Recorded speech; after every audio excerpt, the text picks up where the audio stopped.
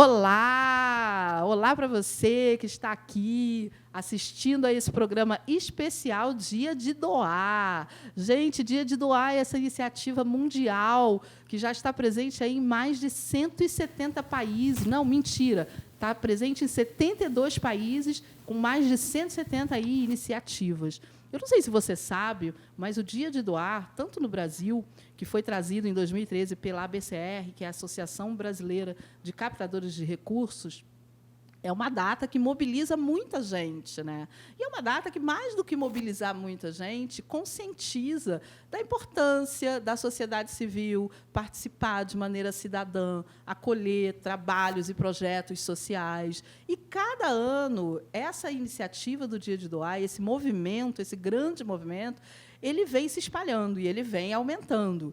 E, lógico, que hoje, nesse dia tão especial, dia 1º de dezembro, nós não poderíamos ficar de fora.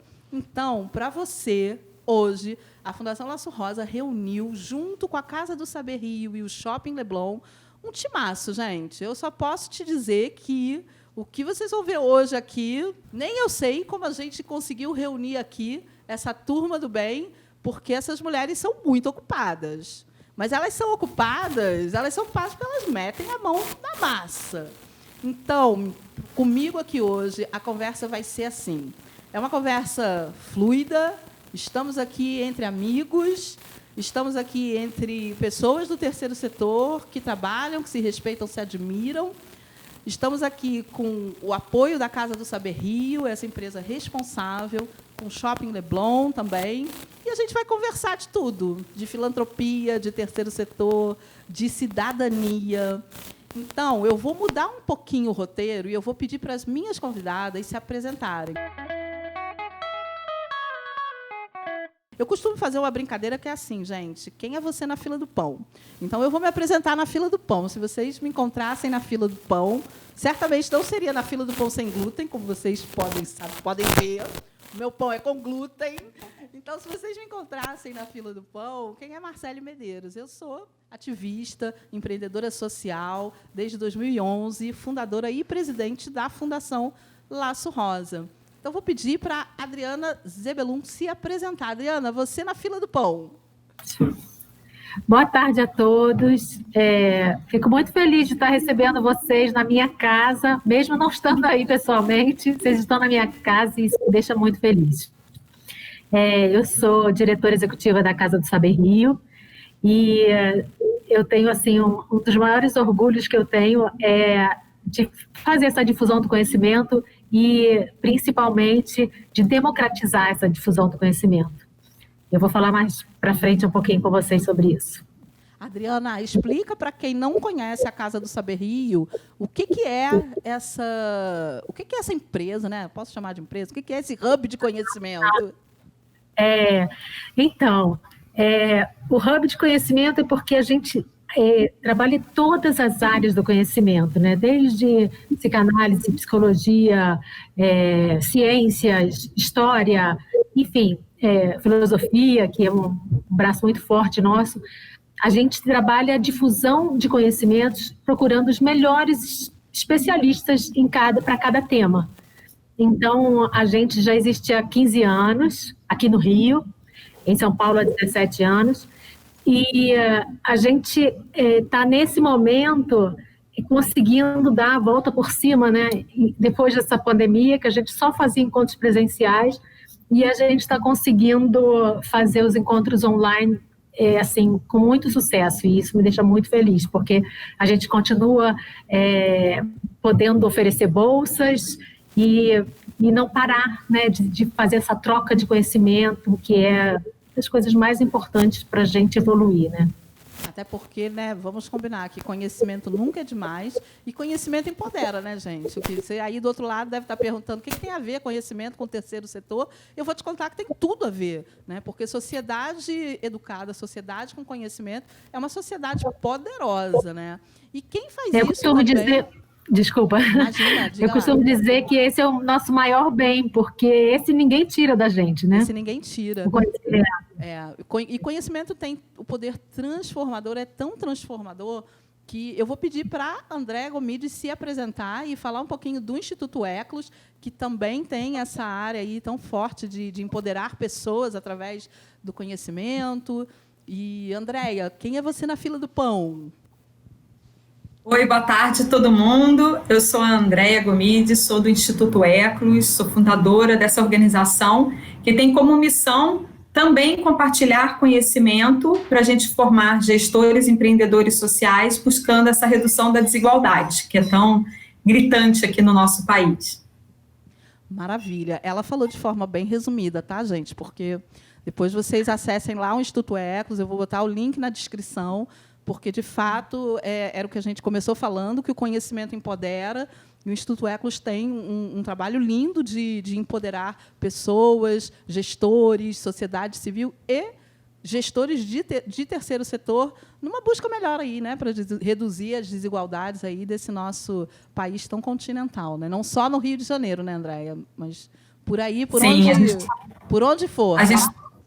Isso, a gente trabalha no Brasil inteiro. Obrigada aí pela descrição completa. Imagina, foi só uma pequena descrição. Então, agora eu vou perguntar, né? E aí, Daniela? Daniela, você na fila do pão, é do pão sem glúten ou com glúten? Não, eu gosto com glúten, mas eu tenho comido nem pão, nem sem glúten. Ótimo, então você não vai nem te encontrar na fila. Ai, ai. Primeiro, eu queria agradecer o convite para participar. Eu sou Daniela Raimundo, sou arquiteta, tenho 3 filhos e, por conta da chegada da pandemia, eu cofundei com outras pessoas o Movimento União Rio, que trabalhou nesses últimos meses todos para mitigar os efeitos da pandemia aqui no Rio de Janeiro.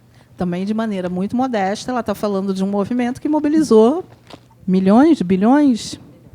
Não, vamos pensar lá na frente. Milhões, mas daqui a pouco vai chegar aos bilhões. Que mobilizou simplesmente uma quantidade imensa de pessoas, empresas e recursos para diminuir os efeitos aí da pandemia no estado do Rio de Janeiro, né? Então, todo mundo modesto aqui hoje. Vou pedir agora para a Clarice se apresentar aí na fila do pão. Vou ser obrigada a ser modesta também. Eu sou Clarice Linhares, sou superintendente do Banco da Providência, que há quase 60 anos, né, na verdade, há 60 anos, fizemos 60 anos ano passado, a gente trabalha aqui na cidade do Rio de Janeiro também para reduzir desigualdade, né? Quem trabalha com redução de desigualdade, infelizmente, não fica sem trabalho, né? Porque é o grande desafio do nosso país.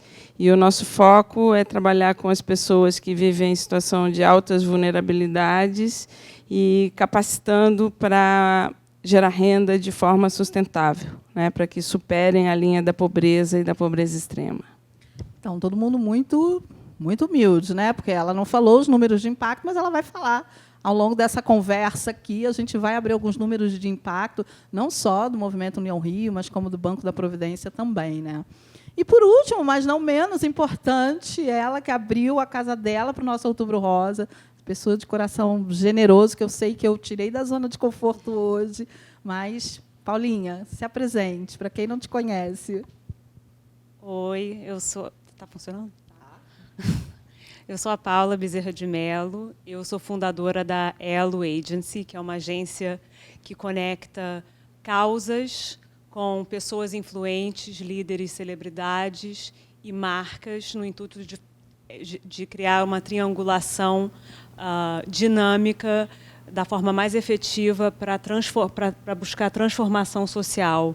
Eu trabalhei muitos anos na área de relações públicas, atuo até hoje no Hotel Fasano, onde nós tivemos o privilégio de receber o evento de lançamento do Outubro Rosa. E eu estou muito feliz e muito honrada de estar aqui com vocês todas.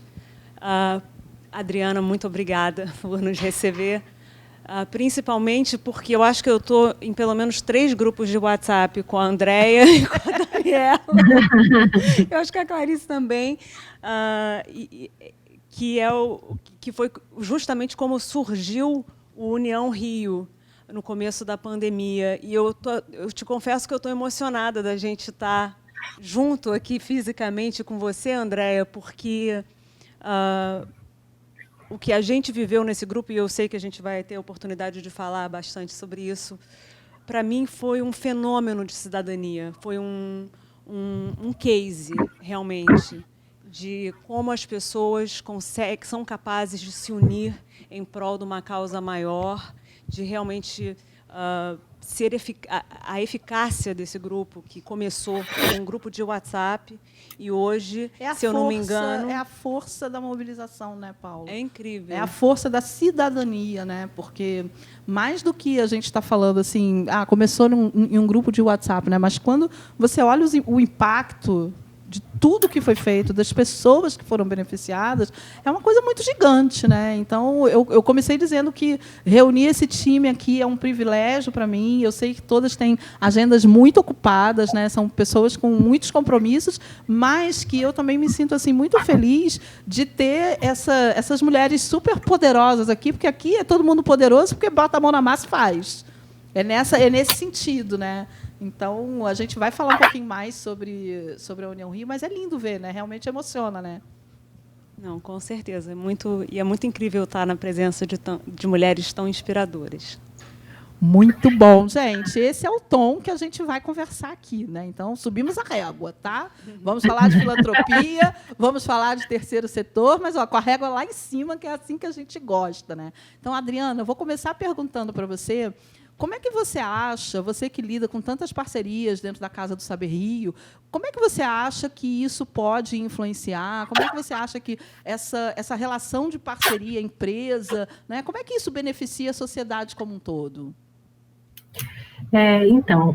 A gente tem muitas pautas, né, e pautas muito importantes que você, Marcele, está de parabéns porque conseguiu reunir pessoas assim de tanta importância, né, para essas causas todas.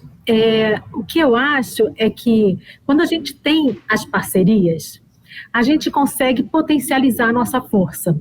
Então, por exemplo, para casa, né, eu consegui parceiros há 4 anos que fizeram com que eu democratizasse o que acontece aqui. A gente já difundia conhecimento há muitos anos, mas eu ainda me sentia muito mal por não conseguir democratizar isso. E a gente já conseguiu, nesses últimos 4 anos, com esse apoio, a gente conseguiu mais de 3.500 bolsas, oferecer já mais de 3.500. E só no ano passado foram 1.900. Então, a cada ano eu consigo aumentar um pouquinho, e isso me deixa super feliz. Isso só é possível porque a gente tem esses apoios, né? Então, eu acho assim como nós, hoje, a gente está aqui reunido, né? Amanhã a gente está junto, fortalecendo esse importante dia para o Laço Rosa, mas que para todos nós é muito importante. E se a gente se apoia, o meu público, o seu público, o público da Ecos, e, enfim, da Elos, e todos os públicos juntos, né, trabalhando por uma causa. Amanhã vai ser outra que vai precisar mais e a gente vai ter que estar se apoiando, porque é só assim eu acredito que realmente a gente evolua e cresça, sabe? Eu acho que é realmente uma potência. Eu acho que as instituições juntas, elas conseguem expandir as suas causas, potencializá-las. Eu vou mais além, né? Eu acho que quando a gente tem mulheres reunidas, capazes de liberar essa potência feminina que somos e que assumimos ser, coisas incríveis acontecem, né? E quando a gente fala de parceria, claro que agora eu vou pedir para a Daniela falar um pouquinho da União Rio, que foi essa coisa assim orgânica que virou esse furacão. Conta o que é a União Rio. E fala um pouquinho aí dos números. O microfone está aí para você falar o que você quiser. Você falou que eu podia te censurar, mas vou te censurar, não. Então, tá bom. Vamos lá. O Movimento União Rio, um movimento que surgiu no início de março, quando da chegada da pandemia, as primeiras notícias de pandemia, um grupo de amigos que começou a se mobilizar em grupos de WhatsApp para pensar em ações efetivas para reduzir os impactos do Covid-19 aqui no Rio. E em várias discussões e conversas no grupo, a gente decidiu atuar em 2 frentes, na frente de saúde e também na frente de comunidade. Na frente de saúde, A gente começou com uma cartinha tentando viabilizar a ativação de leitos no Hospital Federal Universitário Clementino Fraga Filho, no UFRJ, Hospital do Fundão. E, na primeira semana de arrecadação, a gente conseguiu praticamente dobrar o valor que a gente precisava arrecadar para ativar os 50 leitos. A gente entendeu o potencial que era, né, o que seria possível fazer, e começamos a pensar em outras ações. E, nas comunidades, a gente trabalhou junto com o ECLUS, o Banco da Providência, o Instituto FIA. Né? Eu não falei que na saúde a gente teve o apoio de 2 institutos, o Instituto da Criança e também o Desiderata. E elas lançaram a ação Rio contra a Corona, que inicialmente era para distribuir nas comunidades material de higiene e limpeza, álcool em gel. Só que, rapidamente, na primeira semana, a gente percebeu que que a fome chegou antes do vírus nas comunidades. Né? As comunidades não tinham casos de infecção ainda, mas, por conta do isolamento, as famílias perderam a renda, as pessoas recebiam num dia, na hora do almoço, o que elas iam usar para comprar o jantar, e eles perderam a renda. Então, a gente se mobilizou, e vou adiantar falando um pouco do que aconteceu no União Rio até hoje. Os grupos de WhatsApp cresceram, eram 400 pessoas, das quais umas 40 mais ativas, e a gente organizou uma gestão e tem um comitê gestor com 12 pessoas. E a gente está falando aqui de pessoas da sociedade civil. Exatamente. Algumas vinculadas a instituições do terceiro setor, sim, outras não, algumas mas de uma empresas, iniciativa totalmente da cidadã, sociedade civil. Exatamente. De pessoas que viram o desespero. Voluntária. Exatamente. Voluntárias, pessoas voluntário. Que viram o desespero da fome chegar num estado do Rio de Janeiro. Bom, você que está aí assistindo, se você não sabe o desespero do estado do Rio de Janeiro, podemos dizer que temos, né, o caos instalado na saúde, na política, mas essa não é a pauta. A pauta aqui é saber que, em relação a isso, cidadãs, vendo esse caos, resolveram agir, né? Que isso é o que... E isso é uma coisa, assim, falando pessoalmente, há muito tempo que eu estava incomodada, como sociedade civil, de sair da zona de conforto, de sair do sofá e ficar reclamando em grupos de WhatsApp e partir para a ação. Mão na massa, né? Eu acho que isso talvez seja um dos maiores aprendizados da pandemia. O Movimento União Rio ele ativou 432 leitos na cidade do Rio de Janeiro. Na verdade, no estado do Rio de Janeiro, porque tem leitos em Japeri e Nova Iguaçu, a gente distribuiu mais de 1 milhão de itens de EPIs para os hospitais, para as pessoas que estavam na linha de frente e também para as forças de segurança. E as nossas 2 ações voltadas para a comunidade, Rio contra a Corona e uma outra ação, a gente distribuiu para mais de 300 mil famílias. 300 mil famílias, 4 mil toneladas de alimento e 1 milhão de litros de material de higiene e limpeza. Gente, é um impacto muito grande, né? E quando a gente pensa assim, mesmo que tudo isso impactasse uma única vida, dentro da Fundação Laço Rosa, a gente tem esse pensamento, né? Às vezes a gente olha e fala assim, caramba, a gente podia estar fazendo tão mais, a gente queria fazer tão mais, a gente não consegue fazer mais, mas a gente sabe que é necessário, que é urgente fazer sempre o que é possível e quanto mais, melhor. Mas se fosse tudo isso para atingir uma única vida, é uma vida, né, Já gente? teria valido a pena. Já teria valido a pena. Exatamente. E eu acho que o mais importante, eu acho que o grande aprendizado da pandemia é que quando a sociedade civil se sente corresponsável pela solução dos problemas, porque a gente não pode ficar à mercê da troca de governo a cada 4 anos. Não pode, gente. A gente tem que chamar para a gente essa responsabilidade. Se a gente quer viver aqui... Tem que cuidar, né? A gente tem que cuidar. Cuidar. Esse grupo provou que é possível, em pouquíssimo tempo, causar impacto efetivo na vida de tantas pessoas. Né? A quantidade de pessoas que foram beneficiadas, você imagina...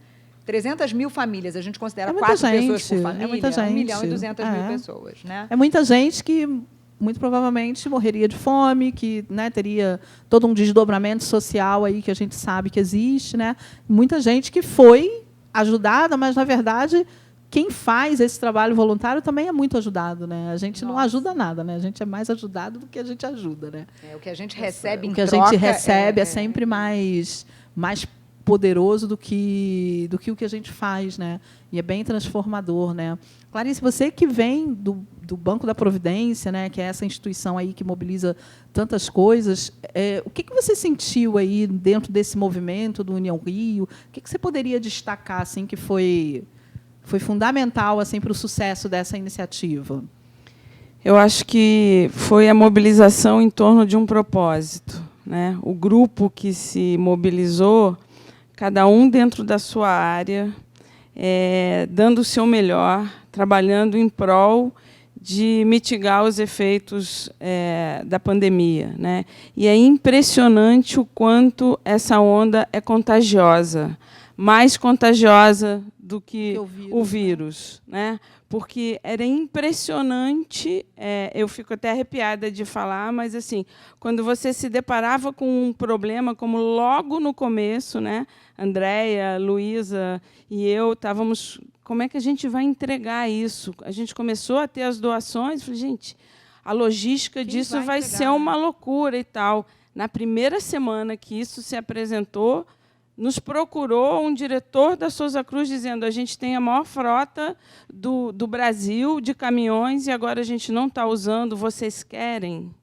A gente chegou a gerenciar 24 caminhões da Souza Cruz, entregando 3.000 cestas básicas por dia nas comunidades. É uma loucura, né? Quando a gente para pensar assim, eu faço muitas reflexões assim sobre o terceiro setor, né? Por que a gente atua no terceiro setor, com o terceiro setor, né? Que chamada é esse que é mais forte do que a nossa razão, né? Porque muitas vezes é isso, você gerenciar esses caminhões e muitas vezes você podia estar lá no conforto da sua casa, no sofá, mas você é instigado, né, a fazer essa movimentação, né? E eu acho que todo mundo que de alguma forma tem essa atuação direta com causas, com projetos sociais, são pessoas assim muito extraordinárias porque conseguem enxergar na dor do outro o que não é invisível, né? Para a gente isso não fica invisível, né? Essas conexões elas acontecem de maneira quase que orgânicas, né? Eu tenho à frente da Fundação Laço Rosa nos últimos 9 anos.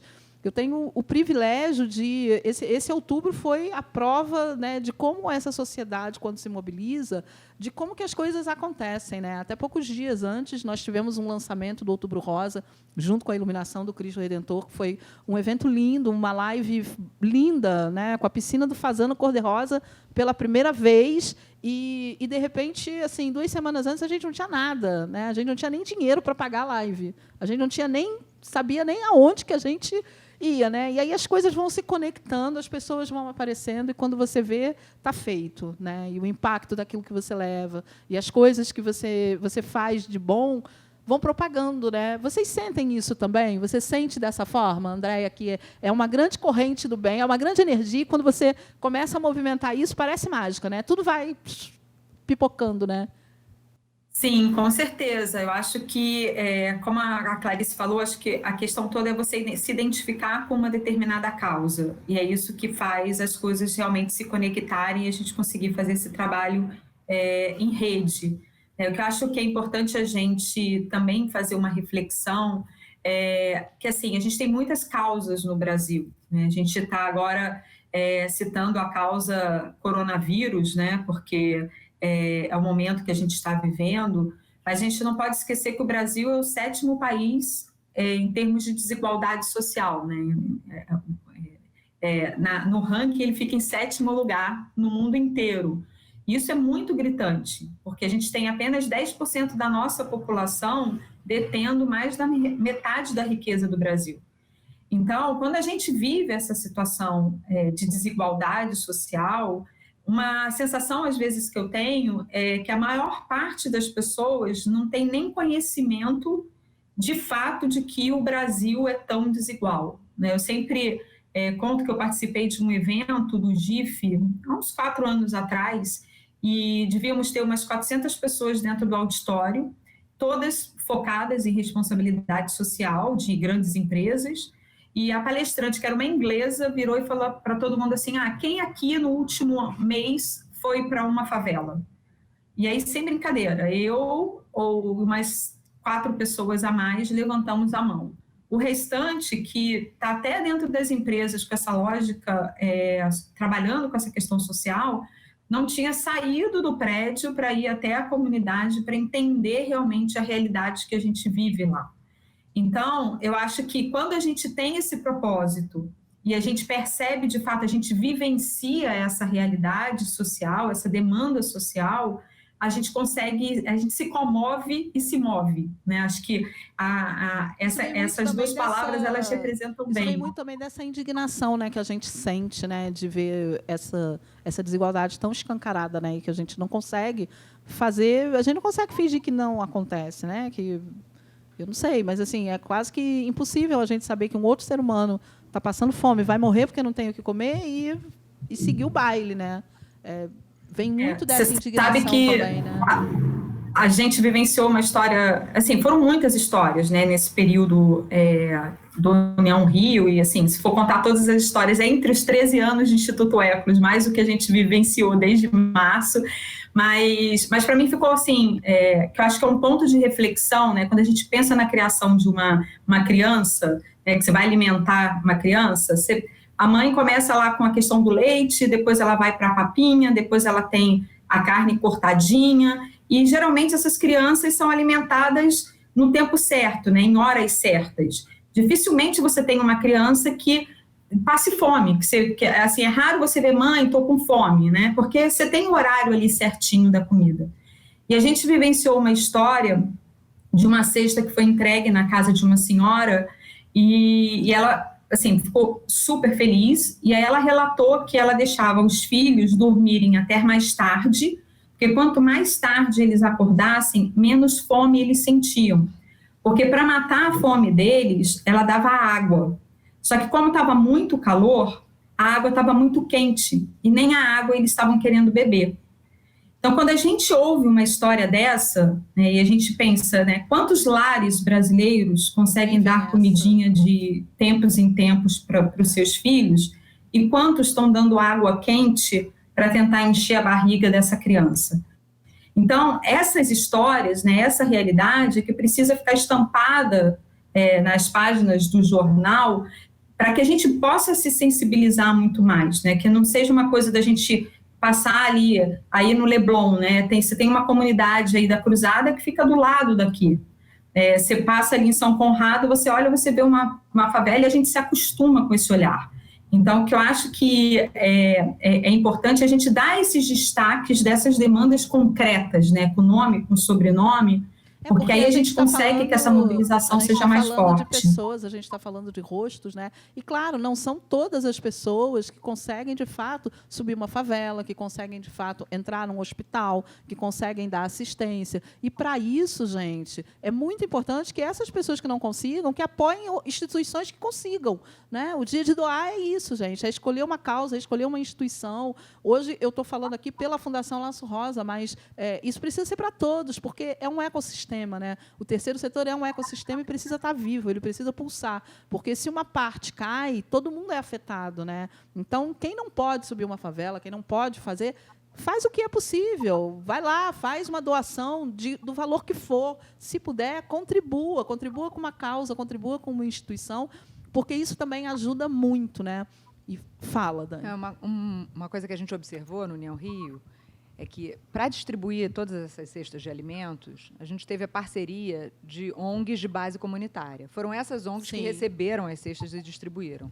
E essas ONGs, muitas vezes, com pouquíssima estrutura, elas conseguem transformar a vida das pessoas, atuando, recebendo crianças no contraturno, atuando com empreendedorismo social, recebendo crianças para fazer aula de balé ou esportes, enfim. Também na área cultural, com aula de teatro. Então, o Dia de Doar é um dia muito importante nesse sentido, porque todas essas organizações precisam de ajuda para se manter e transformar a vida dessas pessoas. E se a gente puder ajudar essas organizações, né, eu acho que o Dia de Doar é um dia que põe em pauta, em evidência, o trabalho de muitas organizações, né, e o papel da sociedade civil. Né? E tem uma outra questão que eu queria falar, que eu acho que é importante. Na hora da emergência, a gente tem um pouco mais de facilidade de conseguir doação. Sim. Né? Mas é muito importante a doação recorrente. É fundamental. Às vezes, a doação menor, mas que possa ser todo mês, ela talvez faça menos diferença para quem está doando, mas ela faz muito mais diferença para quem vai receber. Sim. Então, isso eu acho que é uma coisa importante. Sem dúvida, sem dúvida. Toda doação importa, gente. Cada centavo importa, cada real ajuda a transformar a realidade. Então, se você aí do outro lado puder, faça a sua doação. Aí na tela está passando um Bit.ly, que é a página de uma iniciativa que a Andréa vai falar daqui a pouquinho, que é o Doa Rio, que a Fundação Laço Rosa faz parte. Mas você aí que está assistindo esse vídeo, independente da época que você vá assistir esse vídeo, ajude uma instituição. Porque, como a Daniela estava falando, durante essa pandemia, o que eu percebi muito e o que eu venho falando é que os grandes protagonistas foram a sociedade civil, o terceiro setor. Porque é isso. Sem o terceiro setor, não adianta doar a cesta básica, porque não vai chegar na casa de quem precisa, né? E a gente precisa fortalecer essas iniciativas, sejam elas de base comunitária, sejam elas como a Fundação Laço Rosa, mas instituições como o Banco da Providência, instituições que fazem, de fato, a diferença, né? E eu vou perguntar agora para a Paulinha, que é... Paula Bezerra de Mello é uma das pessoas que mais conectam terceiro setor e pessoas que podem fazer essa transformação através da sua agência, através de projetos como a Brasil Foundation. Me conta como é que você tem essa percepção, porque isso é quase que intuitivo, né? É uma coisa sua que você vai conectando e, quando você vê, tem essa bola gigante que vai aí avassaladora e fazendo um monte de transformação social, né? Como é que você despertou, assim? Como é que você começou a entender essa causa, a questão das causas sociais e essa importância aí de conectar marcas, empresas, né, para fazer o bem? Olha, Marcele, eu não sei exatamente como foi, mas eu acho que a minha vida toda eu sempre senti um imenso prazer em conectar pessoas e ver ideias nascendo. Então, assim, eu comecei minha carreira no cinema, estudei nos Estados Unidos, morei muito tempo fora, e lá existe uma cultura muito forte de doação. E foi quando eu conheci, logo depois que eu me formei da universidade, eu fui no primeiro jantar de gala da Brasil Foundation, em Nova York. E eu conheci a Leona Forman, que, na época, tinha acabado de se formar, de sair da ONU, tinha trabalhado 20 anos nas Nações Unidas, e ela estava, eu imagino, uma senhora russa, que nasceu na China, que se mudou para o Rio aos 13 anos e se considerava carioca e brasileira. Meu Deus. Ela queria agora, depois de 20 anos contribuindo para a ONU, retribuir ao seu país, o Brasil. Eu falei, meu Deus, quem é essa senhora maravilhosa? Preciso conhecer, e né? Eu fiquei encantada, eu fiquei realmente impactada.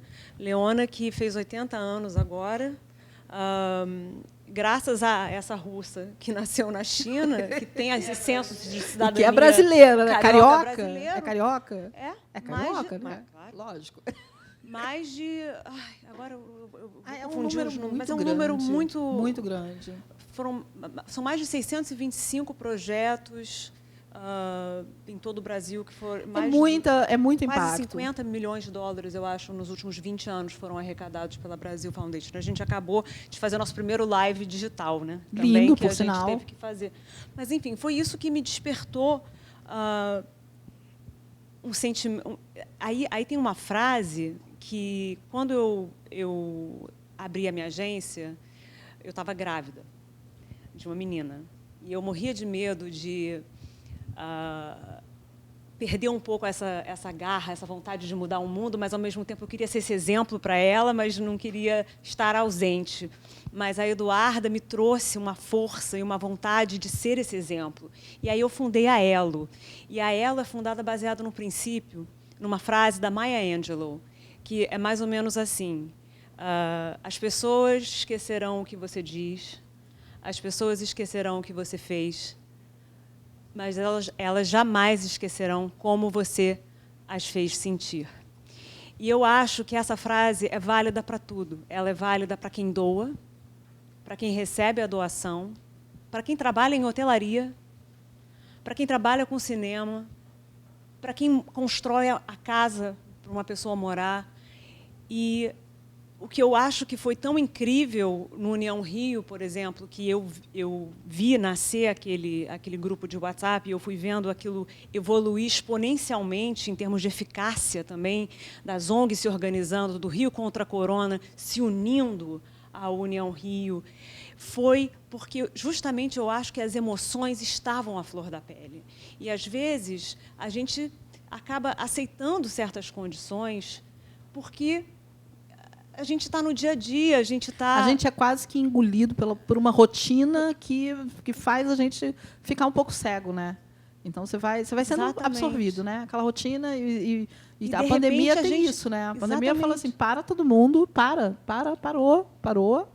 Agora, olha aí o que importa, né? Vamos olhar para o que de fato importa, né? E o que foi muito interessante nisso tudo é que criou também-se oportunidades, não só para a doação de pessoas físicas, mas também de empresas, que a gente vive num momento em que, se antigamente já era importante para uma empresa demonstrar responsabilidade social corporativa, hoje em dia é fundamental. Hoje é mandatório, né? Hoje se é você não mandatório, demonstra né? isso, se você não tem isso de alguma forma clara, nítida, na sua marca, você vai sofrer consequências graves. E o que eu vejo muito hoje com algumas empresas, é que elas até têm a vontade de ajudar. Mas não sabem como, né? Às vezes não sabem comunicar. Às vezes não sabem. E, às vezes, não comunicam com tanta eficácia. Ou, às vezes, elas não se alinham com uma causa que tem tanto a ver com o DNA do que elas mesmas estão vendendo e do que as pessoas estão comprando delas. Então, quanto mais esse link for orgânico e verdadeiro, mais a gente consegue mobilizar. Mais impacto, né? E é isso que você falou, né? Precisa ter verdade, né? Acho que o exemplo do movimento União Rio, ele é tão poderoso por isso, né? Porque é feito de pessoas reais, né? É feito de histórias reais, né? É feito de pessoas, né? Porque, no final das contas, cada doação ela vai bater na vida de uma pessoa, né? E essas pessoas têm nomes, têm endereço, têm família, muitas vezes, né? E são histórias que, muitas vezes, é através de uma doação, é através de um movimento como esse, o Dia de Doar, que essas pessoas vão ter a sua vida ali, ou aquele momento ali, transformado, né? Sabe lá quantas pessoas o Banco da Providência... né, já atingiu ali no coração, né, já mudou ali o dia, o sorriso, a vida daquela pessoa, né? Quantas pessoas dentro dessa rede aí da União Rio, quantas pessoas dentro da Fundação Laço Rosa, quantas pessoas no próprio Instituto Eclos, né? Então é uma corrente, né, que a gente vai andando. E eu posso falar um minutinho? Claro. Marcelo, eu estou achando tão interessante isso. Primeiro que eu estou muito orgulhosa de receber mulheres tão incríveis aqui na minha casa. Segundo, que eu acho que eu faço muito pouco. E aí eu fiquei pensando, né, que a gente conseguiu fazer esse encontro porque a gente estava conversando e o evento presencial que a Laço Rosa ia fazer não podia acontecer. Então, a gente achou uma maneira de juntar essas pessoas bacanas, né, para a gente falar desse dia tão importante de doar, porque se você não sabe como fazer, essas pessoas sabem como fazer. Então, vamos dar o que a gente pode. Né? Foi isso que você falou, e eu acho que tem que reforçar isso, todo mundo tem que participar disso para que quem sabe fazer, poder fazer mais, né? E eu queria também aproveitar e dizer que a minha casa está aberta para todas essas iniciativas que eu acho incríveis e que talvez seja uma forma também de eu ajudar, que é dar espaço para vocês falarem. Ah, que linda. Sempre existe uma forma de doar, gente. Doar dinheiro, doar tempo, doar habilidades, se doar, né? Sempre existe uma forma.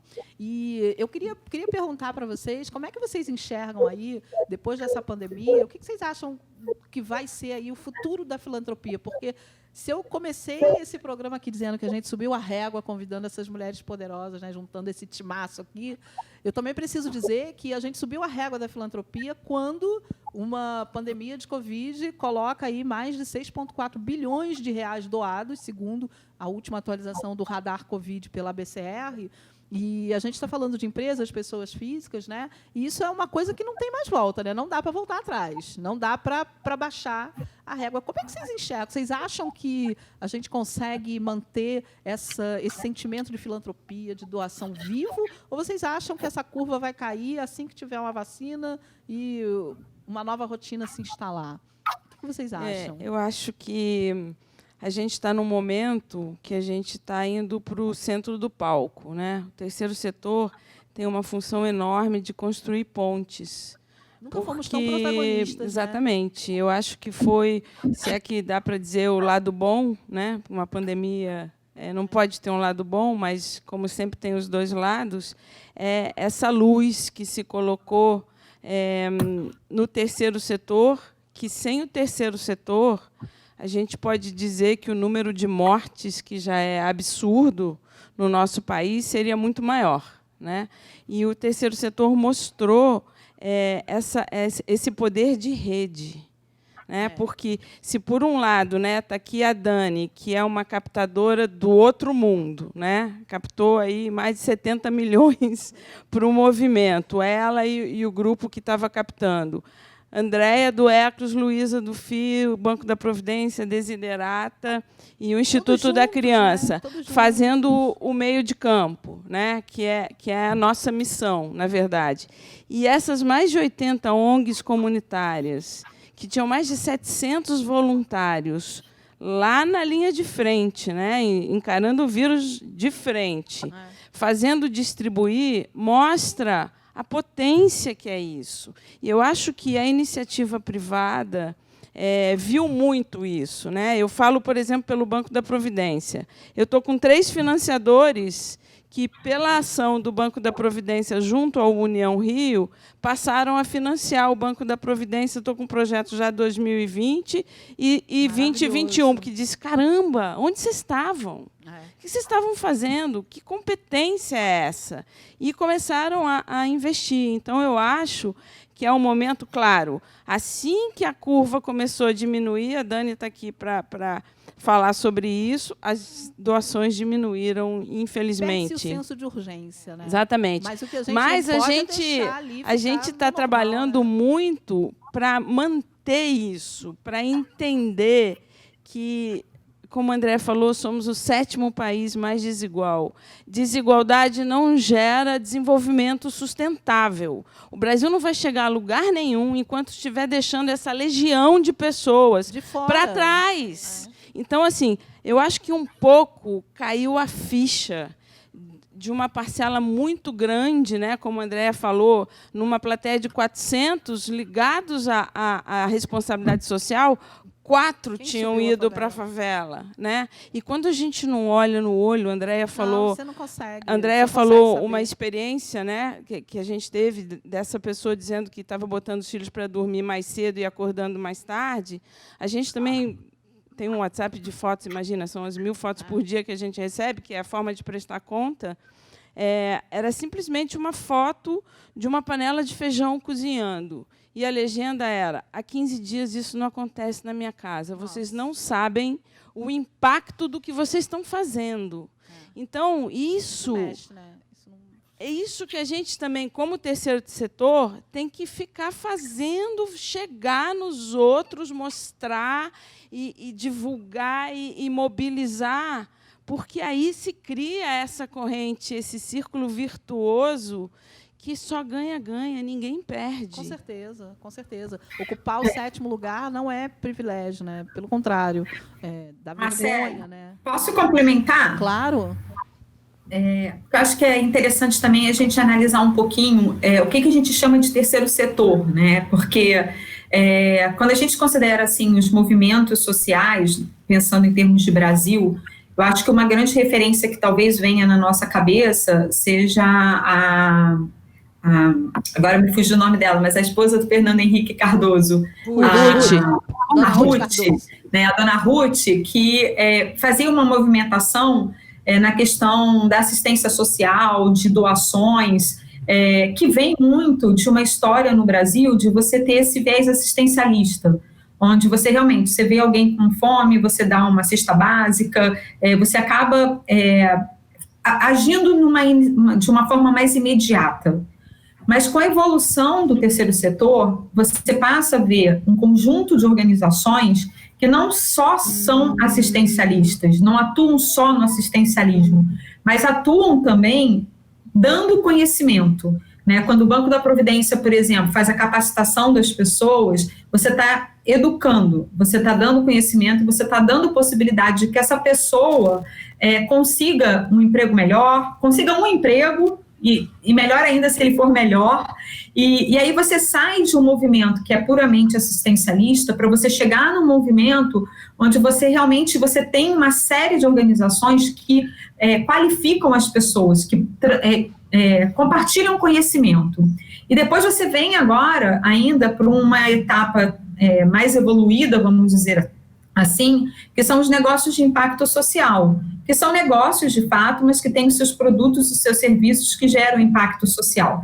Então, quando você enxerga isso, né, a gente está há 13 anos trabalhando aqui na Eclus, então a gente percebe muito essa evolução do terceiro setor, não só no que pode ser feito, em como pode ser feito, mas na sua própria profissionalização. Né? A gente tem hoje um terceiro setor mais forte, mais qualificado. Temos muito chão. Temos muito chão. Eu ainda percebo, Andréia, que falta muita visão de gestão no terceiro setor. Essa parte assistencialista, claro que não vamos matar o assistencialismo, porque não é essa a questão, mas eu acredito muito que, enquanto as ONGs não entenderem que a gestão precisa fazer parte do seu negócio, a gente fica emperrado aceitando qualquer coisa e fazendo qualquer coisa, né? E não se comportando da forma como deveria, que é prestar contas, que é ter uma gestão profissional, que é ser eficiente naquilo que a gente se propõe a fazer, que é ocupar um lugar que o Estado não ocupa, né? O terceiro setor está aí para isso, né? Mas eu ainda percebo que temos aí uma jornada, né? Desculpa, que tem um delay aí, às vezes a gente se corta, né? O que eu ia complementar com isso que você acabou de falar, que eu acho bem importante, é que, assim, se a gente parar para pensar, a gente está aqui num grupo super qualificado, onde todas nós aqui estudamos, temos algum recurso pessoal, mas nós somos uma raridade no Brasil. Nós temos privilégios, porque quem leva... né? Nós temos privilégios. Exato. Mas, assim, eu acho que ainda é uma raridade, né? Nem pelo privilégio, porque, se você pensar... Quem leva à frente a maior parte das 490 mil ONGs que a gente tem no Brasil são pessoas de base comunitária. Sem dúvida. Porque elas sentem a dor, elas visualizam aquela dor e elas estão à frente dessas organizações. Então, quando você fala em capacitação, aqui na Eclus a gente é uma aceleradora social, né? Então, a gente se propõe justamente a capacitar e dar mentorias de forma individual para cada uma das organizações, para elas se profissionalizarem e estruturarem a sua gestão. Mas o que a gente percebe é que quem está na linha de frente, de fato, são pessoas que vivenciam dores, que estão ali presentes nas comunidades e começam a criar uma estrutura de como que eu minimizo isso. Então, elas também não tiveram oportunidade de ter uma faculdade em administração, um MBA, uma pós-graduação, para estarem super capacitadas. Então, eu vejo muito que o terceiro setor, fora o dinheiro que precisa para as causas sociais de fato, precisa também esse investimento em capacitação dos gestores. Então, acho que são duas grandes demandas, né? É dinheiro e capacitação, que vai fazer com que a transformação social aconteça de fato. A gente tem um exemplo muito, muito bom, que é o programa da Ambev, que é o VOA, que fala só sobre gestão, né? E, sem dúvida, a gente está falando aí de associações de base comunitária que não tiveram privilégios como eu tive, como, enfim, todas nós que estamos aqui, de certa forma, tivemos, né? Mas essas soluções que nascem nas bases comunitárias, muitas vezes elas são emergenciais porque é aquilo que tem para hoje, né? E tem que fazer, e muitas fazem muito bem feito, né? Com os recursos que têm disponíveis. E eu vejo que, assim, cabe às organizações que podem ter uma gestão mais qualificada, também cuidar disso como um ecossistema, né? Porque não é porque o Banco da Providência tem a sua gestão robusta, a Fundação Laço Rosa tem, que a gente não vai dar a mão para quem não tem, entendeu? Porque o terceiro setor também é isso, né? Então, a gente, sem dúvida alguma, precisa estar se ajudando, se apoiando, porque quando uma associação de base comunitária ganhamos todos, né? Porque fazemos esse setor cada vez mais forte, né? Cada vez mais robusto, né?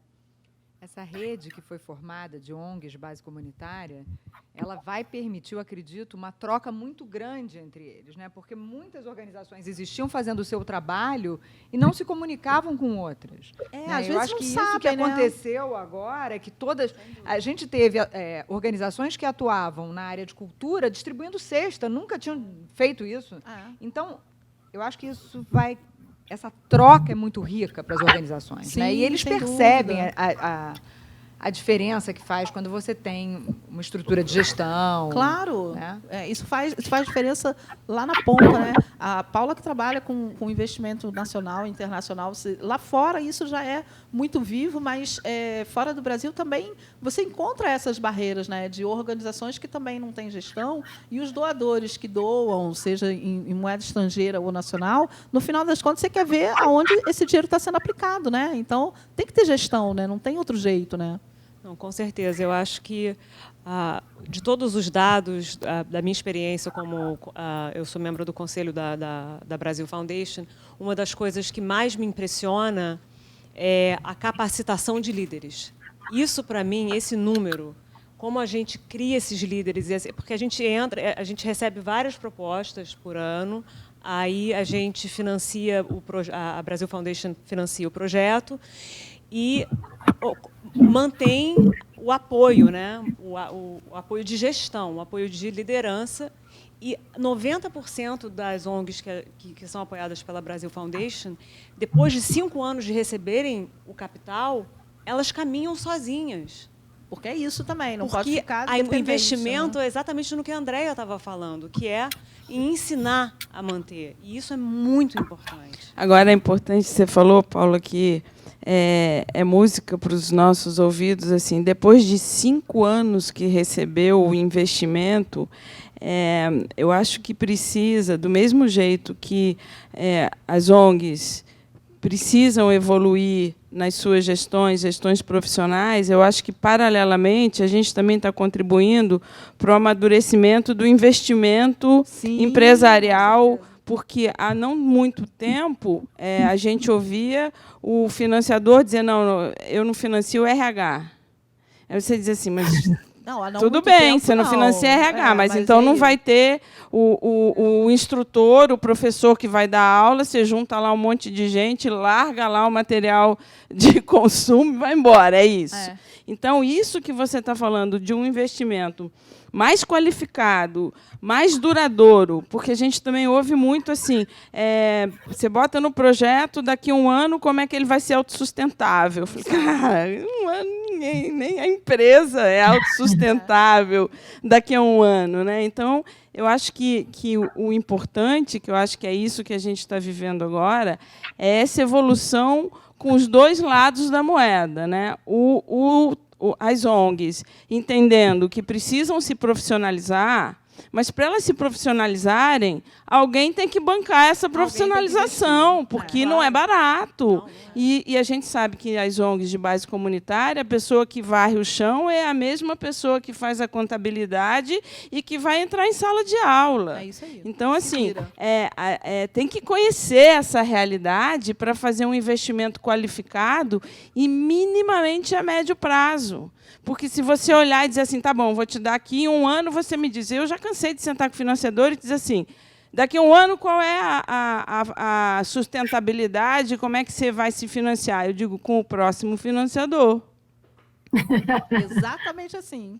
Quando tem o próximo financiador. Né? Exatamente. E aí, aproveitando o gancho da Clarice, eu diria o seguinte, já que hoje é o dia de doar, doem para o Instituto Eclos, porque o Instituto Eclos vai capacitar o terceiro doa setor. Doa para geral, André. Aqui a gente está pedindo doação para geral. Eu vou botar aí embaixo o Instituto Eclos, Movimento União Rio, doa para geral, Banco da Providência. Isso aqui é uma live democrática. Eu quero complementar também que a Casa do Saber Rio pode participar dessa capacitação, não é? Porque a gente tem um braço de gestão.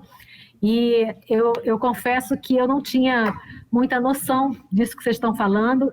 E, Clarice, você falou uma coisa e eu ouvi um comentário muito interessante. A pandemia não tem coisa boa e não pode ter coisa boa, mas ela traz muitas boas notícias, né? A gente tem tido boas notícias. Então, eu acho assim, a união dessas ONGs, a união de pessoas que querem pensar de uma forma diferente, querem se ajudar, que eu acredito muito na parceria e na ajuda mútua.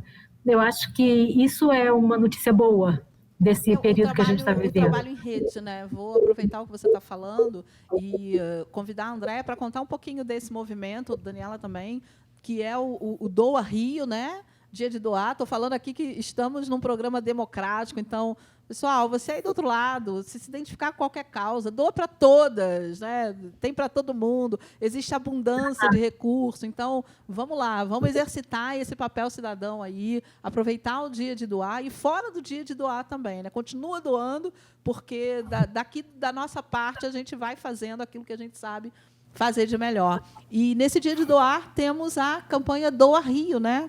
Conta aí para a gente quem vai. Andréa, quer falar? Posso falar. Então, o Doa Rio ele começou no ano passado, também da mesma forma que começou a União Rio, com um grupinho de WhatsApp, onde a gente pensou assim, como é que a gente estabelece uma cultura de doação no Brasil? Né? Acho que a Dani falou muito bem, a gente pode fazer uma doação agora para um momento de pandemia, mas o que faz a diferença mesmo e que a gente vai possibilitar com que tenha uma transformação social é a doação de R$30 por mês. Não precisa ser mais que isso, não, porque se todo mundo der R$30, é muito dinheiro já. Então, nós percebemos que, individualmente, a gente consegue mobilizar a nossa rede, mas a gente não consegue fazer uma mobilização, de fato, de uma forma mais ampla na sociedade. Então, no ano passado, a gente teve em torno de 20 organizações que se uniram para fazer essa movimentação do Dia de Doar. Esse ano, nós já estamos com 43 organizações.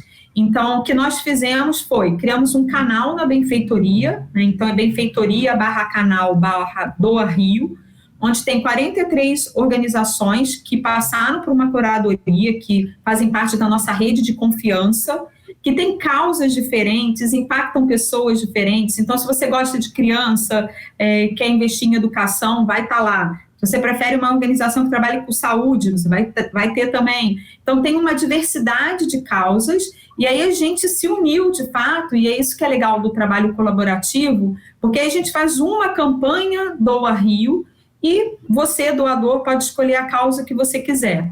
E é bom se conscientizar, assim, o Dia de Doar, ele vem para fazer esse alerta, né, que o governo, por melhor que ele seja, por mais honesto que ele seja, ele não vai conseguir atuar em todas as causas sociais. Sempre vão ter causas que o governo não vai conseguir cobrir. Então, às vezes, a gente tem um pensamento assim, mas eu não tenho nada a ver com isso, né? Isso é um problema do governo. Não, isso é um problema nosso, né? Um problema nosso como sociedade, né? Porque é um irmão nosso que está ali passando por uma necessidade. Então, a gente precisa ter esse olhar.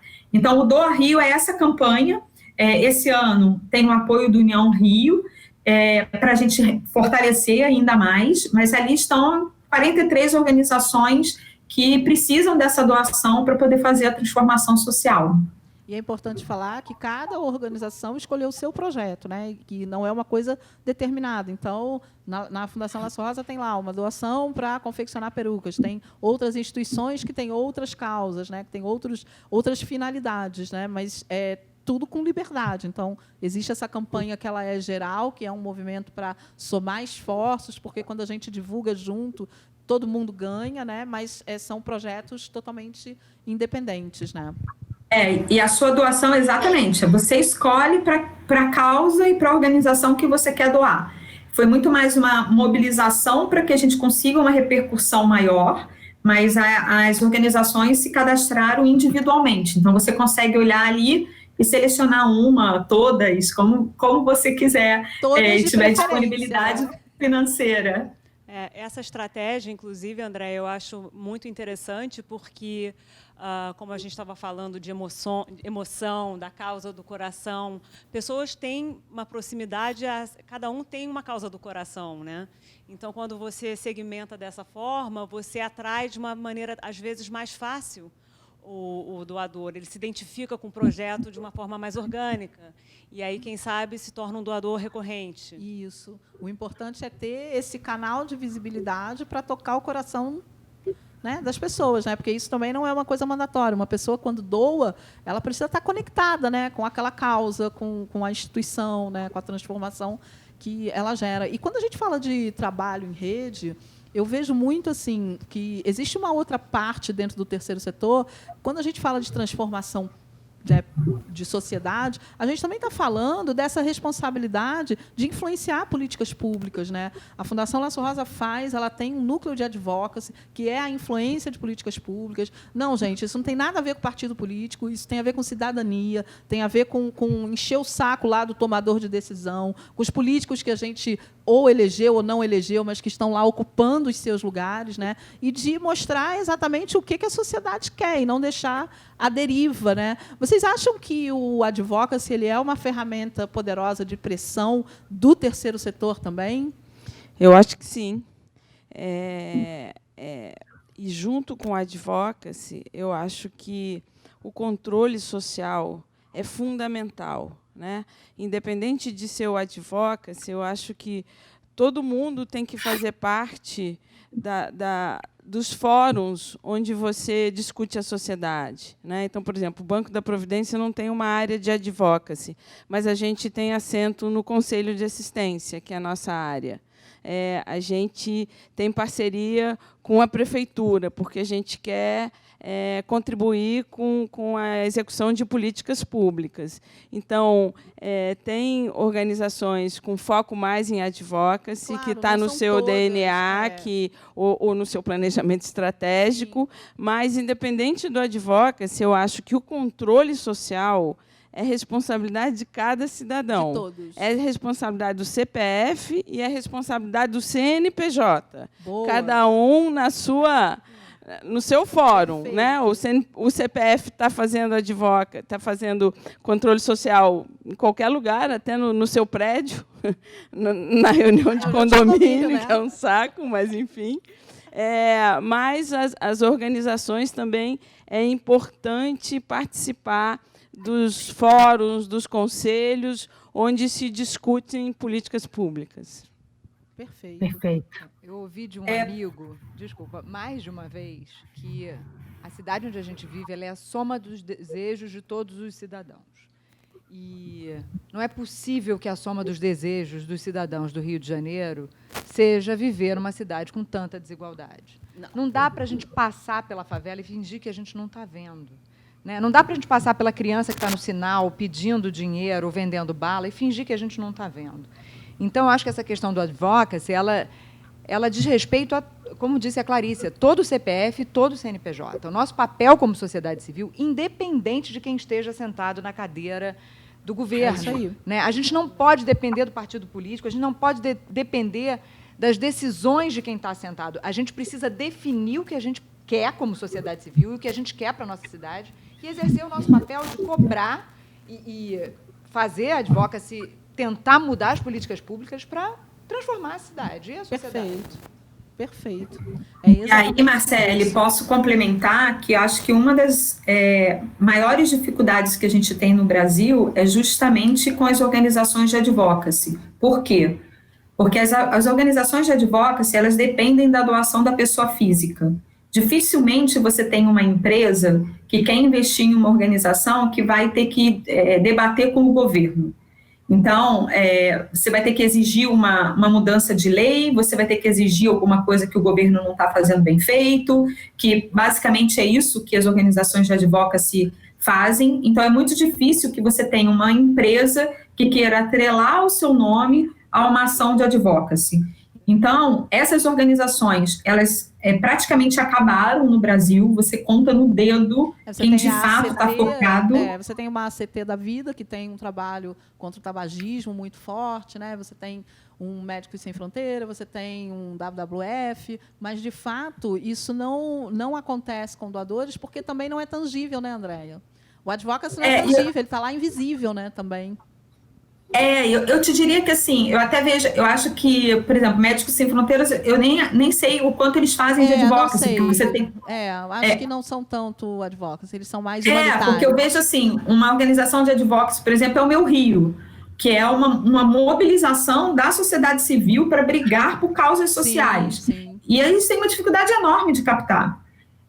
Então, assim, quando a gente olha para o cenário de doações, né, como a gente não tem um incentivo direto na pessoa física, a gente fica muito mercê às leis de incentivos fiscais que as empresas têm, que no Brasil elas estão muito focadas em cultura, a maior parte, todo mundo conhece as leis da cultura, depois você tem uma lei de câncer, uma lei do idoso, mas você não tem, por exemplo, uma lei de educação, ou uma lei que dê incentivo fiscal para a área da saúde, e muito menos para a advocacy.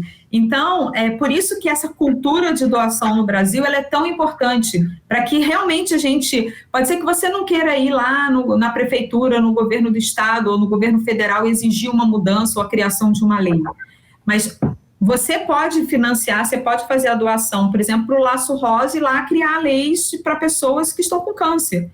Então, essa cultura de doação, que se a gente não percebe isso como sociedade, a gente está perdendo muito, porque a gente está perdendo pessoas que estão dispostas a fazer isso, mas que estão sem recursos. Então, a gente poderia ajudar para que essa sociedade seja mais rica, né? Exatamente. Eu escutei uma vez... Fala, Paulinha. Não. Você ia complementar? Eu escutei uma vez do Dr. Luiz Fernando Correia, num fórum que a gente fez, e ele falou uma coisa que é muito verdade, né? Política não é o que a gente vê acontecendo em Brasília, nos parlamentos. Política é o que a gente faz dentro de casa, né? Então, a gente precisa também se apropriar disso, né? De saber fazer essa política que não é partidária para cobrar de quem a gente tem que cobrar aquilo que deve ser feito, né? É exatamente o controle social, é o advocacy, é todo esse trabalho aí, essa mobilização que o terceiro setor precisa fazer, né? Então, isso também é importante, né? É importante receber doação, é importante receber incentivo, porque, como a Andréa falou, tem muita gente disposta a fazer isso, né? E que precisa ser financiado, né? Bom, gente, estamos quase chegando aqui ao final do nosso bate-papo. Doeu? Não passou doeu, rápido. Né? Doeu? Rapidinho. Não doeu, né? Do nosso bate-papo delicioso. Bem rápido. Passou rapidinho. E eu vou pedir para vocês pensarem aí um momento em que essa atuação, seja no Meu Rio, na Elos, enfim, na Brasil Foundation, no Banco da Providência, no Ecos, na Casa do Saber, um momento da vida de vocês em que vocês tiveram esse impacto aí, como a Andréa já contou essa história do União Rio, mas um momento em que vocês tiveram um impacto social, que caiu uma ficha e falou assim, caramba, eu posso transformar a vida de alguém, ou eu posso gerar um impacto que eu nem sabia que era possível, né? Então, vou dar 5 segundos aí para vocês pensarem, enquanto eu dou outros recadinhos aqui. Então, enquanto as meninas pensam, meninas, porque estamos todas aqui na casa dos 30 e muitos, 30 e alguns, mas todas trintonas, não vamos divulgar as idades, somos dessas, mas para você que está acompanhando aqui, divulga, compartilha essa live, de repente manda aí para alguma instituição do terceiro setor, para alguém de empresa, para algum empresário que precisa ver essa live e esse conteúdo altíssimo nível aqui, com essas mulheres super poderosas. Então, já dei tempo para vocês pensarem. Quem quer ser a primeira? Adriana? Adriana? Oi. Posso falar? Diga. Não, eu acho que, no meu caso, né, que a gente começou a abrir para bolsas para alunos, professores da rede pública, e não sei se vocês sabem, para também funcionários de ONGs, essas bolsas, elas me fizeram ver um outro público que veio até a casa e que a gente fica achando que está longe, mas eles estão muito perto, né? E precisando muito que a gente ajude. Então, eu fico cada vez mais feliz quando eu vejo diversidade dentro da casa. Até para complementar, a gente está com um projeto para 2021 de capacitação para jovens em vulnerabilidade para o mercado de trabalho. Então, a gente vai fazer um projeto junto com a Fundação Empodera, quer dizer, a gente já fez o projeto junto com a Empodera, e aguardando só a gente conseguir captar os recursos para que ele, em 2021, capacite aí 1.500 jovens. Lindo, muito lindo. Bora, Clarice. Bora. Tenho milhares. Nesses anos todos, tenho milhares, né? Mas eu acho que é bem ilustrativo falar de uma vivência agora com União Rio, que a gente eu fui com a Marcela um dia numa comunidade lá em Mesquita, porque ela queria ver, foi a primeira vez que ela estava saindo, né? Que a grande maioria das pessoas fez isso tudo das suas casas, né? E a gente que estava na ponta estava saindo, e a gente foi em Mesquita, acho que foi a Andréia que indicou o Educar Mais, ou a Luísa, para que a Marcele conhecesse todo o processo, chegando às cestas e distribuindo as cestas, e a gente foi lá com a Carol, que é uma gestora incrível lá, uma menina na comunidade em Mesquita. Eu não conhecia a Carol, a gente chegou, foi super emocionante e tal. Depois a gente entrou no carro para ir distribuir mais dentro da comunidade, né? Aí ela virou para trás, eu estava atrás, ela na frente, ela virou para trás e falou: você não me conhecia, mas eu conheço demais o Banco da Providência. Eu falei: de onde você conhece? O Banco da Providência mudou a vida da minha mãe, porque a minha mãe estava com depressão, não queria mais saber de nada, ela tem baixa escolaridade e tal, e eu vi um anúncio de um projeto do Banco da Providência, de uma capacitação em moda, e aí eu arrastei minha mãe, levei ela lá, ela se capacitou, e ela hoje é outra pessoa. Ela está com uma confecção, já está vendendo, está super bem. Isso a gente estava indo para a sede nova da ONG. Quando a gente chegou lá, a mãe dela estava lá e me deu um abraço, né, no meio da pandemia, mas um abraço como esse, o vírus sai fora, né? O vírus sai fora. Enfim. E aí ela estava emocionada de falar o quanto ela ter cruzado com o Banco da Providência fez a diferença na vida dela. Nossa. E aí eu olhei para a Marcela com o olho cheio d'água, e aí a Marcela falou: tem alguém aqui emocionado. Eu falei: não fui eu que escolhi essa ONG, eu não sabia dessa história, e aconteceu. Então, é aquela coisa, né? É como o Dom Helder, fundador do banco, dizia: quem faz o bem nunca vai ter a dimensão do bem que fez. Não tem, e aí você enxerga ali um efeito que você não esperava. A gente estava indo lá para ver cesta básica e tal, e, de repente, passa pela minha vida um efeito, uma transformação gigante na vida de uma família, que, obviamente, aconteceu dentro do Banco da Providência, mas não estava no script do dia, né? Então, isso te dá um gás, você diz: tá, vamos lá, esse é o caminho, esse é o caminho, vamos que vamos. Estamos no caminho certo, né, Dani? Eu acho que nesse período, nesses últimos 9 meses, a gente ouviu vários relatos de muito impacto, relatos de fome, relatos de uma mãe que tinha mandado comprar chumbinho para dar para os filhos, porque ela não aguentava mais ver os filhos passando fome. Mas uma coisa muito curiosa, a gente ouviu o relato de uma gestora social, que é a Bianca Simãozinho, também de Mesquita, né, de Chatuba, e ela estava na linha de frente, enfrentando o vírus, distribuindo cesta, transformando a ação do que ela fazia. Ela não trabalhava com assistencialismo, né? Ela não estava, a organização que ela tocava não fazia isso. E, enquanto ela estava trabalhando e atuando na linha de frente para distribuir as cestas, o pai dela adoeceu e, da UPA, foi transferido para o Hospital Clementino Fraga Filho, o Universitário Clementino Fraga Filho, que é o Hospital do Fundão, onde a União Rio ativou os leitos.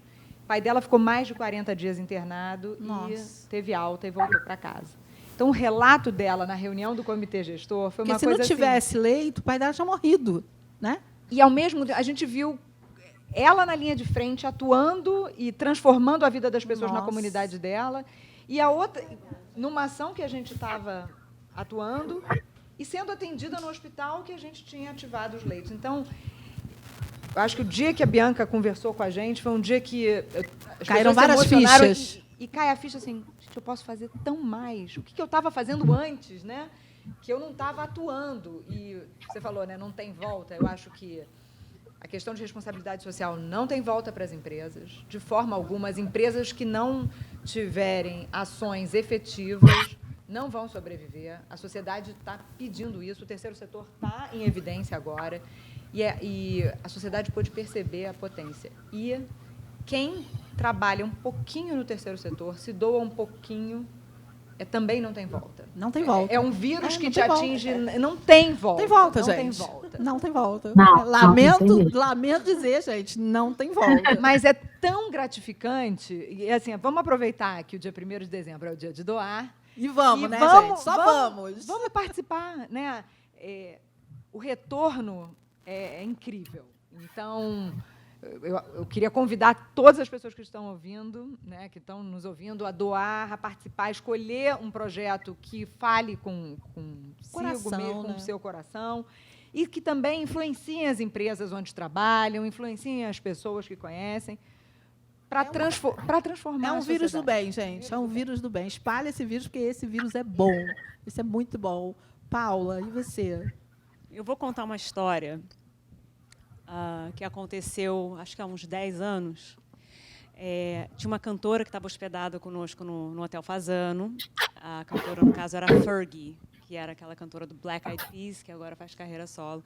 Ela estava grávida, eu já a conhecia, e no dia que ela estava de folga, ela perguntou se eu conhecia algum projeto social com crianças, uma escola, que fosse relativamente perto, que ela gostaria de visitar. E a gente sempre fica nesse impasse, porque os seguranças e gringos, eles são super apavorados de ir para a favela e tal. Então, a gente, desde que o hotel inaugurou, a gente já apoiava o Solar Meninos de Luz, no Morro Cantagalo, que fica logo atrás do hotel, que é lindo, da Dona Yolanda. Maravilhoso. E eu levei ela lá, ela e a equipe dela lá. No caso, ela tinha vindo para fazer uma campanha, acho que para o Hugo Boss, para a marca Hugo Boss.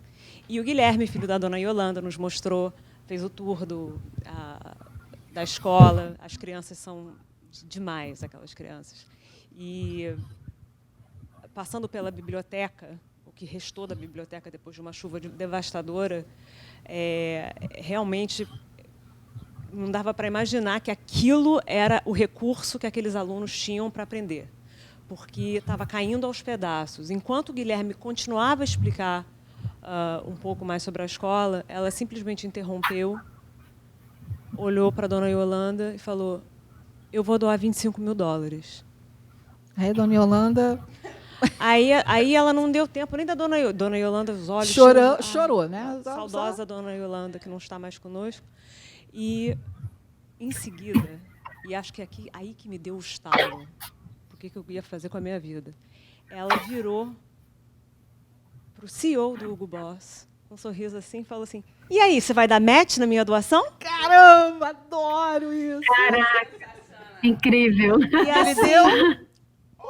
Olha, e eles já estavam super engajados, eles estavam comovidos com o projeto, mas mesmo que não tivesse, não tinha escapatória. E ali foram $50 mil. E tem mais. Por conta da estrutura da Brasil Foundation, que possibilita a arrecadação e dedução de imposto de renda para pessoas físicas e pessoa jurídica nos Estados Unidos, a Fundação, ela acima de tudo, ela está aqui para mobilizar ideias e ações que transformam o Brasil. Então, a gente conseguiu otimizar essa doação para que o máximo desse valor fosse direto para o solar. E eu estou falando isso, eu escolhi contar essa história porque o Dia de Doar, ele foi uma resposta ao Black Friday e ao Cyber Monday. Em 2012 foi criado o Dia de Doar. Por conta desse consumo desenfreado, que vem justamente logo em seguida, e descaradamente em seguida, do Dia de Ação de Graças. E eu acho muito interessante, porque nos mostra que dá para... Agora a gente está vivendo num momento, você me perguntou como é que a gente vê o futuro da filantropia. Se a geração millennial ela já se preocupava com a origem dos produtos que ela consome, a Generation Z ela já nasce plugada. Então, a tendência é que, cada vez mais, os consumidores, as marcas têm que se preocupar cada vez mais, porque os consumidores compram baseados em valor. Já entenderam isso? Já entenderam que a marca que não tem propósito não serve mais para estar entre nós, né? Essa é a verdade, né? Se não tem propósito, exatamente, se é só o consumo pelo consumo, vai quebrar. Mas isso não transformou só o consumo. Você pode observar hoje, assim, existem no próprio mercado financeiro, cliente quer investir com impacto. Isso. Ele não quer só gerar renda para o gestor, né? O gestor do mercado que ganha um FII em relação ao dinheiro que ele está aplicando, investindo. Então, isso já é transformador, porque empresas do mercado financeiro já estão dividindo uma parte da sua taxa de administração para ações de impacto. E isso é no mundo inteiro. Isso é revolucionário, isso é disruptivo. Né? E isso pode custear, porque eu acho que tem uma outra questão que a gente precisa falar aqui. A gente arrecadar recursos para as ações é mais fácil do que arrecadar recursos para custear a estrutura das organizações. Né? Sem dúvida. E elas precisam muito desse custeio, porque ninguém faz nada se você não tem a gestão, se você não tem a estrutura. Você paga aluguel como? E esse tipo de ação pode beneficiar as organizações. Maravilhoso.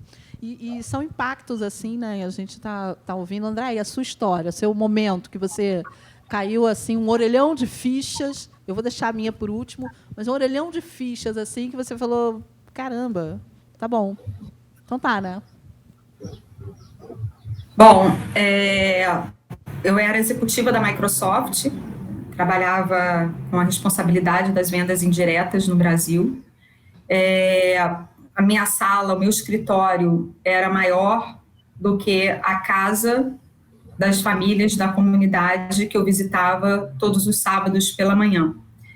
E eu fazia esse trabalho voluntário, então eu ia todo sábado na comunidade do bairro do Limão, em São Paulo, nessa época eu morava em São Paulo, e tinha uma senhora, a Maria, que ela levava os filhos para o projeto, e todo sábado ela chegava cedo, abria a escola, estava sempre presente, sorridente, e teve um sábado que ela não apareceu. E aí eu falei assim, nossa, que estranho, ela não está aqui. Aí eu, geralmente, quando eu entro na favela, eu pego algumas crianças que são da região, né, para poder mostrar os becos, né, como é que se chega nos lugares. Aí eu fui com as crianças, bati na casa da Maria, e a vizinha falou assim, não está morando mais aqui não, ela se mudou mais para dentro da favela. E aí eu fui para dentro da favela, onde eu descobri assim, o epicentro daquela favela, que eram casas totalmente de madeira, porque geralmente nas comunidades, né, nas favelas, você tem uma infraestrutura melhor no entorno, mais próximo do asfalto, e aí as crianças falaram assim, é aquela casa ali e tal. E aí eu bati na porta, era um barraco, assim, de madeira, e quando ela abriu a porta, ela estava desfigurada. Ela tinha sofrido violência doméstica, então ela estava com os 2 filhozinhos dela, assim, agarradinhos, assim, na perna dela. E quando ela me viu, assim, a primeira coisa que ela falou foi assim, desculpa, porque eu não pude ir hoje no projeto. E aí, quando eu ouvi, assim, aquela desculpa que eu até me emociono, porque é muito forte, né, você pensar numa mulher negra, moradora de uma favela, com 2 filhos, com um marido alcoólatra, que sofreu violência doméstica, olhar para mim, uma mulher branca, com estudo, trabalhando numa das maiores empresas do mundo, e pedir desculpas. Então, quando eu vi aquela cena, naquele momento, me caiu de fato essa ficha de pensar assim, o que eu estou fazendo aqui na Microsoft? Eu estou gerando o que para quem? Então, foi ali que eu tomei a decisão, de fato, de sair do mercado corporativo e dedicar o conhecimento que eu adquiri, os talentos que Deus me deu, mas de uma forma que eu conseguisse fazer uma transformação social e não somente trabalhar numa empresa para gerar um lucro, né, para um acionista e tal. Então, essa história me marcou muito, né, tem muitas outras que a gente vivencia, assim, histórias lindas, né, todos os dias, mas essa história me marcou muito porque é a realidade que a gente vê e muitas vezes a gente se olha perante uma realidade como essa e fala, o que eu posso fazer? E a gente percebe que a gente não está fazendo nada, né? E quando ela pediu desculpas, na hora eu falei assim, não, eu que tenho que te pedir desculpas porque eu não fiz nada para não permitir que isso acontecesse. E aí foi aí que realmente o orelhão fundei inteiro caiu. Estou aqui transformando a sociedade. Que lindo. Gente, eu ouço essas histórias, né? Há 9 anos eu atuo diretamente no terceiro setor, à frente da Fundação Laço Rosa, e sempre me emociona, né? Me emociona, assim, de onde que a gente tira forças para, sabe, para fazer isso tudo, né? Porque ainda que a gente tenha esse sentimento, assim, de que, caramba, a gente ainda faz pouco, né? A gente ainda faz pouco, mas a gente faz muita coisa, né? Eu tenho vários momentos à frente da Fundação Laço Rosa que me emocionam. Mas eu vou escolher a história da Kátia.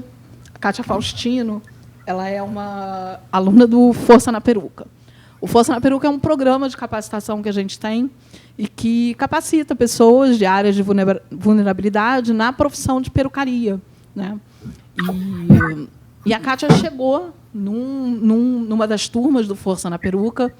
E ela, quando passou pelo processo seletivo, a gente já tinha identificado que ela tinha uma coisa chamada tricotomia, que é a pessoa que come o cabelo, né? Então, ela chegou, né, já assim, com várias falhas, e a gente deu uma oportunidade para ela, né? E a Kátia preenchia lá os critérios, e ela foi, e ela foi uma aluna assim, muito, muito resistente, né? E depois, com o tempo, porque o projeto não é só ensinar a profissão, né? É muito mais do que isso, né? A gente está ali para trocar, para exercer a empatia, né?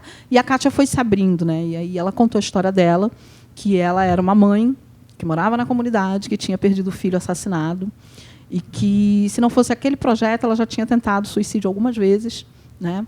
E aquela turma daquele projeto fez com que ela saísse e enxergasse que ela podia ter uma vida, que as coisas iam melhorar, né? E a Kátia fez toda a formação dela, ela ganhou um incentivo, né? Ela ganhou como melhor aluna, porque, de fato, ela se dedicou muito. E, quando eu vejo uma história dessa, né, a gente não criou esse curso pensando em alguém que estava pensando em suicídio, que, de repente, tinha sua vida ali, né, muito triste, mas, de certa forma, isso foi lá, bateu e impactou, né? E me emociona saber assim, que, de certa forma, a gente provoca isso, né? Assim como a Kátia tem a Laurinha e tem tantas outras, né?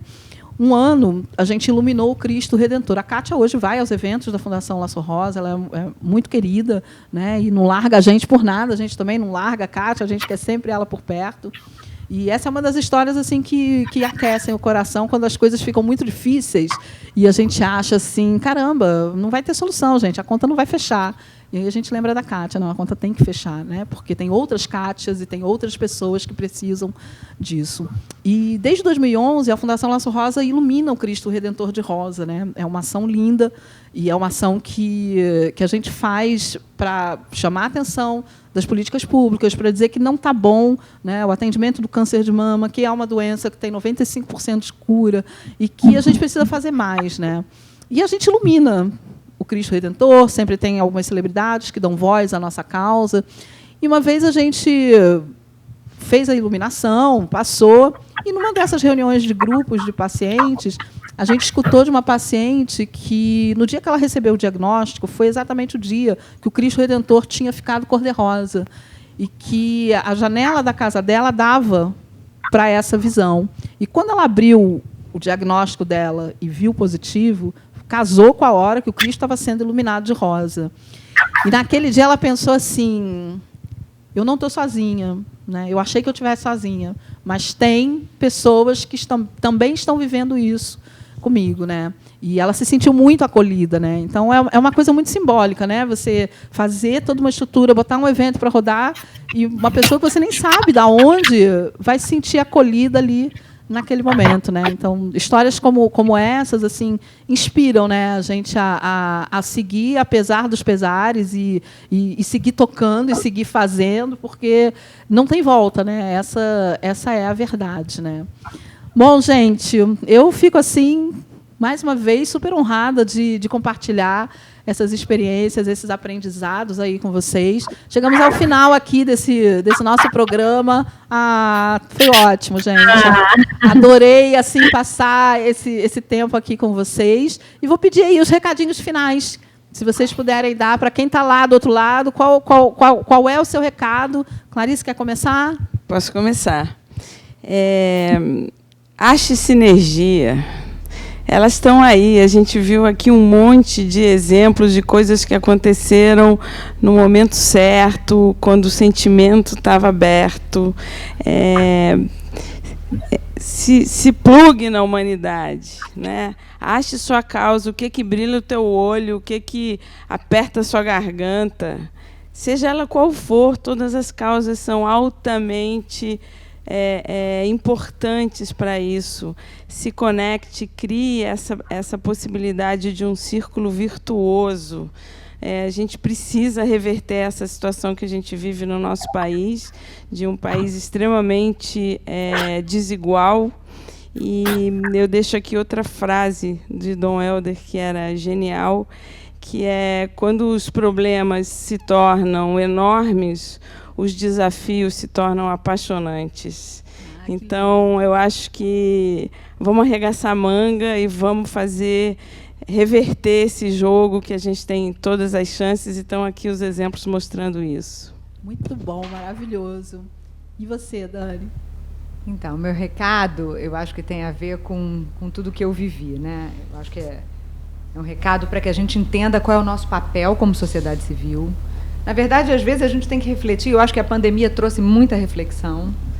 O que a gente está fazendo aqui? Qual é o nosso papel? E como sociedade civil, como a gente pode atuar para melhorar a sociedade que a gente vive? Quando a gente melhora a qualidade de vida das pessoas que estão na comunidade, a gente melhora a nossa qualidade de vida também, né? As pessoas estão ligadas, a sociedade está ligada. Então, como disse a Clarice, justamente no Dia de Doar, a gente tem um cardápio de causas. Identifique sua causa, não só a pessoa física, mas as empresas. Identifiquem causas que falem com a sua empresa, que falem com a sua expertise, com a sua atuação, e se engajem para a gente transformar. A gente precisa levantar do sofá e transformar a sociedade que a gente vive. É isso, gente. Mais claro impossível. É isso. Paula. Eu gosto de um provérbio africano que eu sei que a Marcela também gosta muito. Marcela que pelo menos trouxe para mim União Rio e me uniu a essas mulheres maravilhosas que estão aqui. Se quiser ir rápido, vá sozinho. Se quiser ir longe, vá acompanhado. E também gostaria de citar uma frase bem mais curta do meu querido amigo Edu Lira, que está transformando a realidade de muita gente através do Gerando Falcões, que é simplesmente vai que dá. É isso, né? Gerando Falcões, que inaugurou um negócio social, um bazar maravilhoso aí. A gente tem um projeto lançando daqui a pouquinho. Né? Lindo, procura lá as redes, faça a sua doação e vai que dá. Andréia. Bom, primeiro eu queria super agradecer a você, Marcele, por ter possibilitado essa troca muito incrível. A Clarice eu conheço já há bastante tempo. A gente tentou fazer algumas coisas juntos, não tinha dado certo, e aí precisou de um vírus para a gente conseguir se falar quase 30 vezes por dia. A Dani e a Paula eu não conhecia, me conectei por conta do União Rio. Você, Marcele, a gente já tinha se encontrado, né, há uns 8 anos atrás, mas também não tinha conseguido trocar muito. E a Adriana, que eu acabei de conhecer, e quero fazer coisas com a Casa do Saber, com certeza. Então, eu queria primeiro agradecer. Depois eu queria trazer, né, uma reflexão que eu acho muito importante, até pensando no Dia de Doar, né, acho que a Paula falou muito bem que é uma resposta ao Black Friday. Eu não sei se já aconteceu com vocês, mas às vezes a gente teve vontade de ter alguma coisa material, né? Para mim, ficou muito marcado quando eu comprei um carro muito bonito. E na primeira vez que eu comprei aquele carro, eu falei assim, nossa, que lindo. O segundo carro causou uma emoção. Ele era uma repetição de uma coisa que eu já tinha.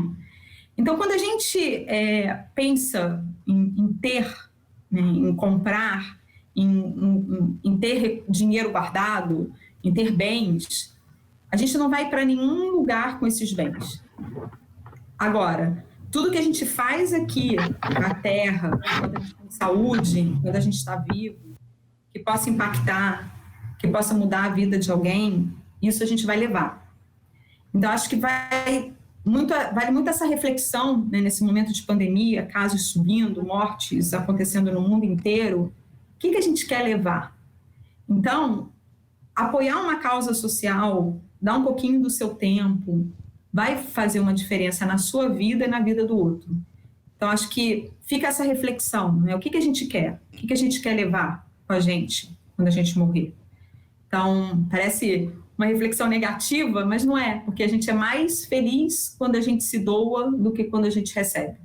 Quando a gente dá para o próximo, é só a gente pensar que quando a gente dá um presente que uma pessoa adora, causa muito mais felicidade do que a gente ganhar um presente. Então, seja voluntário, contribua para alguma causa, que isso vai fazer uma diferença na tua vida e na vida do próximo. Muito bom. É bem por aí, né? Adriana? Eu também queria agradecer muito, eu estou muito feliz de estar fazendo parte disso. Queria dizer que eu adorei conhecer vocês todas, Marcele, Andréia, Daniela, Clarice e Paula. Eu, assim como a Andréia falou, né, eu não conhecia muitas coisas que vocês falaram aí, muitos investimentos que vocês fazem, e eu sou muito apaixonada pelo meu trabalho e sou muito envolvida. Então, eu quero dizer para quem está assistindo agora, apaixone-se por uma causa. Conheça um pouquinho mais antes, porque às vezes a gente não conhece. Então, investe um tempinho aí para entrar no Google, conhecer o que cada uma dessas pessoas que estão aí falando fazem e muitas outras causas. E se apaixone, porque aí eu acho que realmente eu vou acreditar numa sociedade melhor. E quando a gente investe em uma pessoa, a gente está investindo no coletivo e na gente mesmo. Muito bom, muito bom. Bom, gente, esse foi o nosso programa especial Dia de Doar, falando sobre filantropia, cidadania, terceiro setor. E eu vou deixar o meu recadinho aqui para você, né? Eu sempre falo que, não sabendo que era impossível, foi lá e fez.